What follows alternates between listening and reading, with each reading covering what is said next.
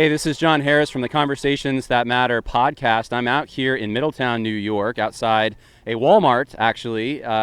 Lining the street, we have about 150 people protesting the mandate that New York State just decided to release. And by the way, they're denying religious exemptions for the COVID-19 quote-unquote vaccine or shot or jab. We might use those terms a little more frequently in this. And we want to talk to people and just find out why they are against the mandate. We have people here even in scrubs. There's nurses. I'm not sure why everyone's out here, but we're about to find out. And this is one of the first states, if not, I think the first, to mandate this and deny religious exemptions for healthcare workers. So let's go check it out. Let's see what people have to say. Sir? Yeah, someone told us that you'd be willing to maybe to talk to us about opposing the mandate. We have family in the healthcare field then that it's going to be... Yes. Okay. Dental hygienist. What's the concern that you have about the mandate? Freedom, the ability to make my own choice when it comes to my health care. I don't even take aspirin, I work it through. Never had a flu shot in my life. I have an immune system that's healthier than a horse. I don't need all that bull crap in me. I eat well, I try to take care of myself, so I don't need all that. Because it's poison. It's basically poison. For what we've been seeing on the internet, people are going down and our mainstream media is not reporting it. This is bad for you. It is poison, and I would never get it. I would never give it to anybody in my family or anybody I know. Well, I'm concerned about the mandate because I feel like there isn't enough information right now. There definitely are risks, and they're not being talked about.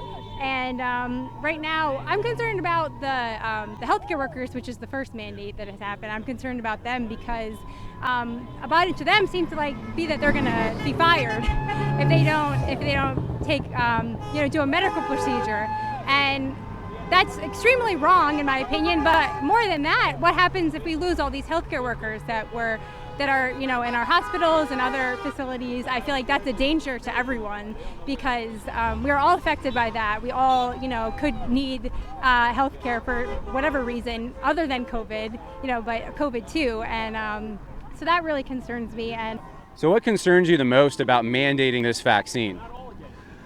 Well, besides just personal freedom, I still don't think there's a good discussion about the safety risk. Okay, I understand the vaccines and stuff like that, but you're talking about a lot of experimental drugs, and people want answers.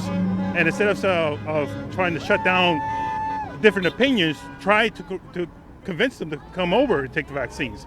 There's a lot of science reports out there that go on Facebook and then they get blocked or shadow banned, and people are getting a little frustrated with that because they want to get all the facts before they make that choice. It should be a personal choice. It shouldn't have to be mandated to have that, to take the vaccine. At the end of the day, it's my body, and I choose what goes in and goes out of it. I don't think the government should step in. This is about freedom. A lot of people come to this country for freedom, and right now our freedoms are being taken away for a virus that is not even that deadly as they say there is. What kind of risks are you afraid of if you get the vaccine? I'm worried about the adverse events. Have you looked at VAERS.com, where people are getting Bell's palsy, enlarged hearts, heart attacks? And the kids are next. I mean, right now they're masking them, and there's no science to support that the masks work and prevent the spread of COVID. And they're at risk with the masks, with them being dirty and not used properly, and no, they aren't without risk. And even our governor, I just saw this past week, she posted a picture of herself, 3 pictures actually that I saw on her own Facebook page, where she was not wearing a mask, and she was right next to people, not social distancing, not wearing a mask, holding hands with people. Even one of the staffers right next to her was wearing a mask. So I'm concerned about that because that to me is tyranny. Because why is she exempt from something? I don't know of any science that exempts a politician from their own rule. What this is a petition. I'm getting, not really a petition, I'm getting names to start a class action lawsuit for people who've been harmed. We are talking to some lawyers, and so they said what you need to do before we get put the right foot in front of the left one, is to get a whole bunch of names on there, and let's see how serious this is. And not make us people who served in the military or people who are still serving feel like they wasted their life for nothing for the American people, be involved, and it's not much to be involved. The littlest it can be is to be out here to do something like this. You don't have to do anything really major, just doing something to do your part really matters, What about you have young children, and if this is to come to the schools, if they're going to mandate vaccines in the schools, which could happen, what would you do at that point? Let's wait it. Okay. What would you do at that point if that's mandated? I don't know. I mean, it's something that I have to think about because it's definitely a concern. We don't know the long-term effects of this vaccine, and we probably won't know for a very long time. And to do it to all these children all at once without having that information about what could happen with fertility, how it could affect cancer rates, autoimmune disease, all kind of things that it could affect, and we have no idea.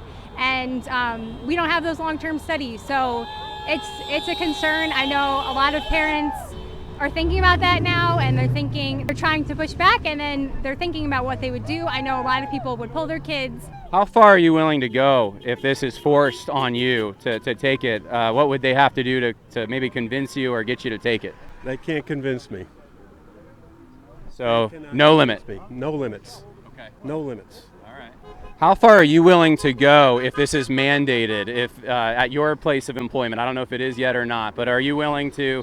They could keep my job, keep it, and I hope everybody else walks out with me because I don't need their money. Yeah. Keep it. I will never get the vaccine ever. Yeah. If this is forced on you, I don't know if you're in the medical field or not, but in whatever field you're in, how far are you willing to go to resist it? I'm never going to comply. Would you consider homeschooling? I definitely would. Yeah, I definitely would consider homeschooling. Hey everyone, so we've left the Walmart parking lot and tried to find a little bit of a quiet place to talk about, kind of just recap and talk about what just happened.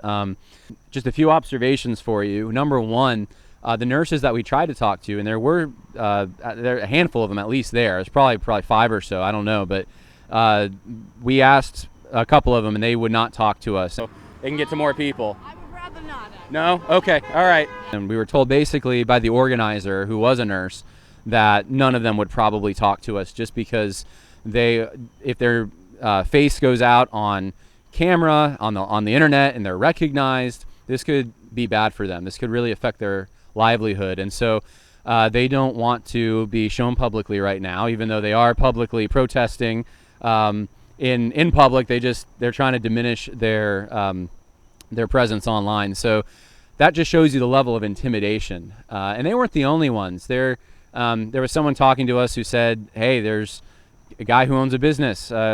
He's a barber just down the street, very supportive of everything that's going on, but he will not come and show his face just because he's afraid of losing business. And I don't know how many people there are like that, but I'm assuming there's probably quite a few.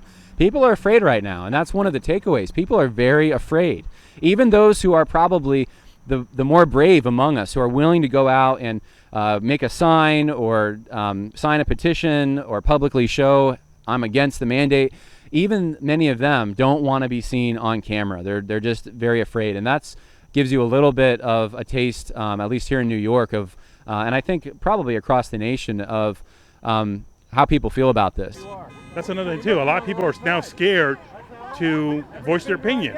We used to have a country where we can disagree on the issues and have it. Now it's like, oh, you're idiot. You're idiot. They just dismiss you. It's just a point of dismissing the opinion instead of arguing the points. And that should scare us. I mean, this should be a country where you're at least allowed to disagree, and that could come back to hurt people to the point that they're afraid of losing their jobs, and that's something to just realize. Other observations about what we saw: there's probably, 150 people or so there. I'm assuming probably as the month progresses, that number may increase. Social media, I tried to find on social media more about this, and I couldn't find anything. And so Facebook may have already banned whatever page existed at one point, but I think this is spreading more from word of mouth. As far as, I mean, I didn't ask a lot of questions related directly to Christianity. There was someone I noticed who was walking around and just praying during this whole time, praying over the gathering. We did talk to a veteran who was a Christian, and he views everything going on as far as forcing the mandate to be related to an attack on not just the United States, but on Christianity as well. And I believe in God. This is a God sense that we all need to do right amongst our people. We can't be just looking at a blind eye about things and not caring about people doing a blind eye of it. But when it goes from your backyard to your house, so to speaking, then it's too late. I don't think many people can articulate it, though. Some probably can, but I think a lot of people just, the sense that I was getting was they oppose this mostly because it's against freedom, and that's kind of what a lot of them said. Some of them expressed concerns for the side effects for their children, for themselves, but I think undergirding a lot of it, and it's not really articulated that much. You pick it up in kind of between the lines in a way. Is this kind of foreboding feeling that the government is becoming so massive and totalitarian and dictatorial? It's the government's taking the place of God. The government is overstepping its boundary so much that this is what's making them. This is what's leading to the depression that one of the veterans that I talked to certainly felt. And I talked to him for a while off camera, and it's just obvious. Went overseas, defended this country, and just feels like why? What was it for? This government that he fought for and that he thought represented the interests of the people of the United States, it does not actually represent the interests of the people of the United States. And it's usurping the place that once belonged to God and to religion and to Christianity in particular. And so I think that's kind of unstated, but it's kind of packed into the notion of freedom. When people say that this is threatening freedom, what do they mean by that? What kind of freedom? I think that's what they're talking about. They're saying that this is infringing on their personal liberty, what they do with their body, the decisions they make for their family, for their children. But this is also, it's not it's an overstepping of the boundary that should be there for government. This is not an area in which they should be involved. And maybe they could understand it under other circumstances, but these aren't those circumstances. That gives you at least a sense for what people are feeling here in the state of New York. One last thing I will mention, I forgot to say it earlier, that people on the road, drivers who are coming past, we heard a lot of honks. It was hard to get some of these interviews in a way just because so much noise, so many people honking. Few people, just a handful, hardly any, coming through trying to oppose what was being articulated by the people who want to stop the mandate. Overwhelmingly, it seemed very supportive to me. And I think that's probably where people are mostly at. Even people who got the vaccine and are for the vaccine, they don't think it should be mandated, even to healthcare workers. There might be a few people who think that way, but it's another case of probably the majority being bullied by a very loud and vocal minority who happens to have institutional power. The media, in fact, a lot of people, they were afraid to talk to me at first because they thought I was with the media. And I said, look, I'm not. No, we're pro freedom. We're anti the mandate. We just want to get your opinion on it. And then some of them were willing to talk to me. But there's a mistrust because the few people who are opposing this actively, they have a very large portion of the elites in our country are backing them up. And but the common, regular, ordinary people driving down the road, shopping at Walmart, they don't seem to be supporting this. And I think that should encourage everyone. Come on out if you're in the area. If you're not in the area, find something that's similar. Maybe get involved in your local community. And I think if you're involved in your local community with the real people who live there and work there, then you can create a mass of people that can oppose this kind of thing. And I mean, what's a hospital going to do? Even if it's not a hospital, if it's a place of work and people just leave because they don't want to take the vaccine, or not leave, but they're forced to be fired, and the place has no workers, then it's just not a practical situation. You need workers to make this country move, to make your local area move, your local hospital. And so if enough people just have the guts that they say they have and oppose the mandate and they stand together, then you're not going to have the mandate's going to fall. It's going to crumble up. People aren't going to be able to enforce it.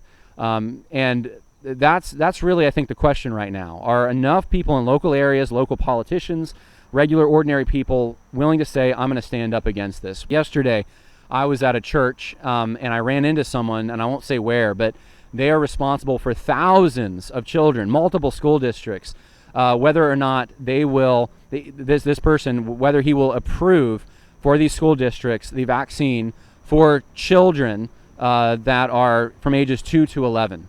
And he's already approved it for adults, and he's having a lot of second thoughts about it. And so we talked for a little while, gave him my number, but I could just tell the fear that he even said, he's like, this isn't a fight that I wanted to have.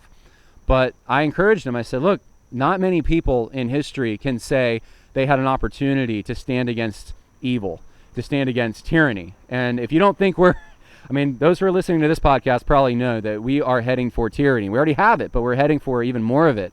What are you going to say to your grandchildren? What are you going to say to your children?